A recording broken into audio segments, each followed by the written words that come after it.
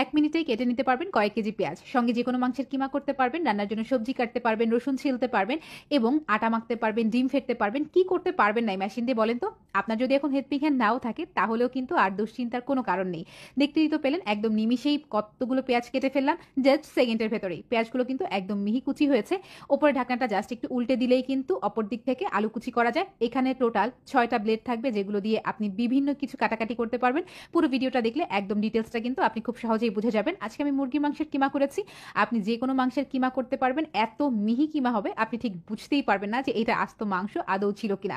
একদম মনে হচ্ছে না আটার দলার মতো হয়ে গিয়েছে। এখন আমি রসুনটা ছিলে নিচ্ছি। রসুন ছিলতে কিন্তু অনেকটা সময় লেগে যায়। দেখতেই তো পেলেন একদম মুহূর্তের ভেতরেই রসুনটা কি সুন্দর খোসা থেকে আলাদা হয়ে গিয়েছে। এখন আমি শসা এবং গাজরটা একটু স্লাইস করে নিচ্ছি। এখানে কিন্তু চাইলে আপনি চিপসের জন্য আলু স্লাইস করে নিতে পারবেন। রান্নাঘরের কাজকে একটু সহজ করে নিতেই এই আমাদের চেষ্টা আপনাদের জন্য একটু। তো এখন আমি একটু ডিমটা ফেটে নিব। এগুলো কিন্তু যারা কেক বানান তাদের জন্য অনেক বেশি হেল্পফুল হবে। যদিও আমি কেক বানাতে পারি না, তারপর আপনাদেরকে একটু দেখিয়ে দেওয়ার চেষ্টা করলাম এটা দিয়ে আপনারা কি করতে পারবেন। এখন একটু ময়দা গুলে নিচ্ছি, যদিও এটাতেও আমি খুব বেশি পারদর্শী না। তো এই ম্যাজিক মেশিনটা কিন্তু আপনারা পেয়ে যাচ্ছেন